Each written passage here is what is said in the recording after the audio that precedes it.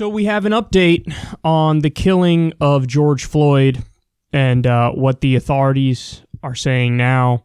This is from the medical examiner, and I regret to inform you that it looks like the fix is in.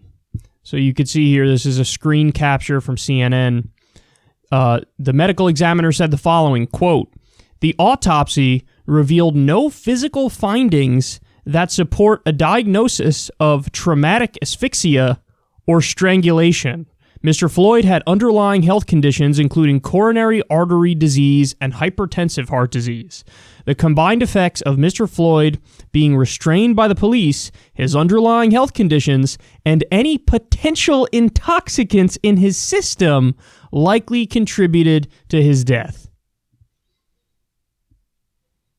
So that's what we call a slap in the face. And this is a situation where they say, who are you going to believe, me or your lying eyes? I can guarantee you one thing. If you take away one part of that recipe, George Floyd is still alive. And of course, the part I'm talking about is the knee on the neck for 9 minutes. Apparently, the officer kept his knee on George Floyd's neck for minutes after George Floyd was already dead. So I don't want to hear anything about the underlying health conditions, coronary artery disease, hypertensive heart disease. Even if that's true, that is not what led to the death even a little bit.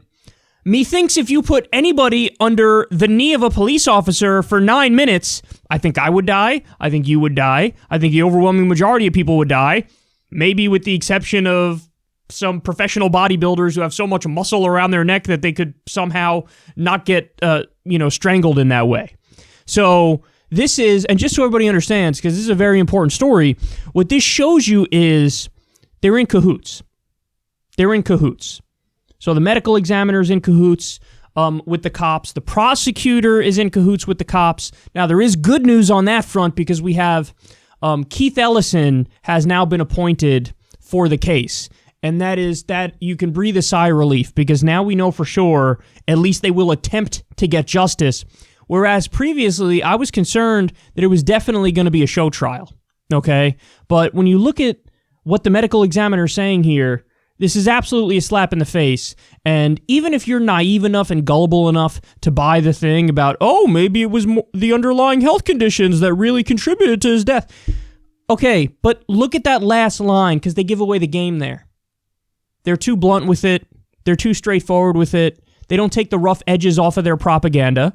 And I'll read it to you one more time here. They say, his underlying health conditions and any possible or potential intoxicants in his system likely contributed to his death. Potential intoxicants. Potential intoxicants. Hey, there's absolutely zero evidence at all that he was on drugs, but if we throw in a line about maybe he's on drugs, then maybe that'll help our case because, and the case they're trying to build is like, unhealthy, thug, gangster. So what did you expect? Is it real? I think it's more his fault that he's dead. Oh, Jesus. We've seen this playbook time and time again.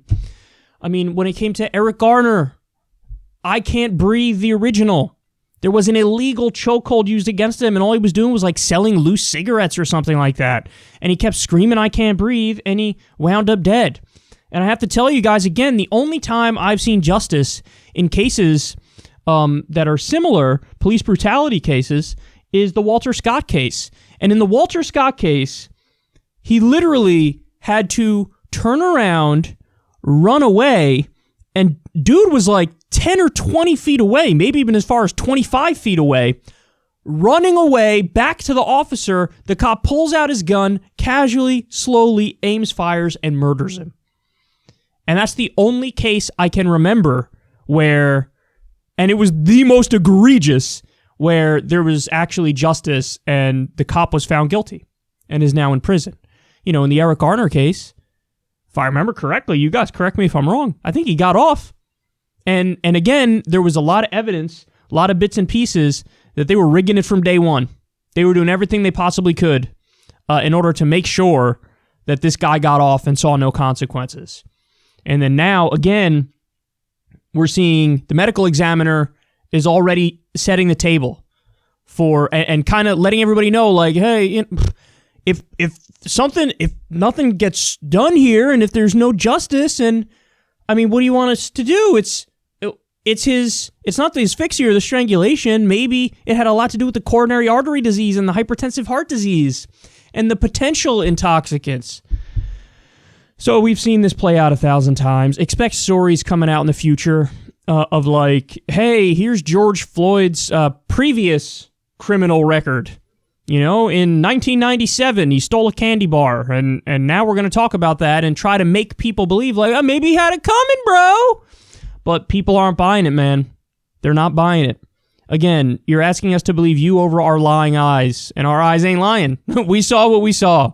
We saw a knee on a neck for 9 minutes, and we saw somebody begging because they can't breathe, and justice has to be served. And then, you know, like I try to mention in every single segment. In fact, I'll pull it up right now as I talk to you guys. But like I try to mention in every segment involving police brutality, I think we need to implement all of the reforms that Campaign Zero is proposing. So, you know, it's easy, and we'll get to discussions on the protests in a little bit because there's a lot to say about what's going on, but it's easy for everybody to kind of get very angry, go out in the streets, and get wild, and just like let off steam in a way. But the only way we ever get positive change to prevent this stuff from happening in the future is if we're organized, there's a strategy, and there are clear goals that we're fighting for.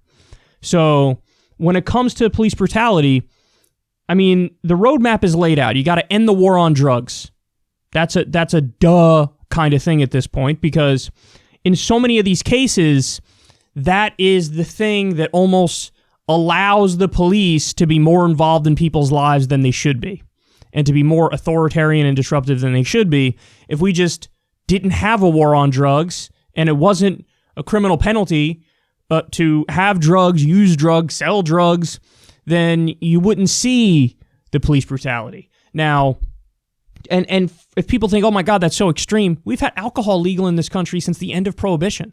Okay? And alcohol, yes, it does lead to many social ills, but people would rather have the freedom to choose than be over-policed with an authoritarian state micromanaging your private life. And people seem to understand that and get that when it comes to alcohol.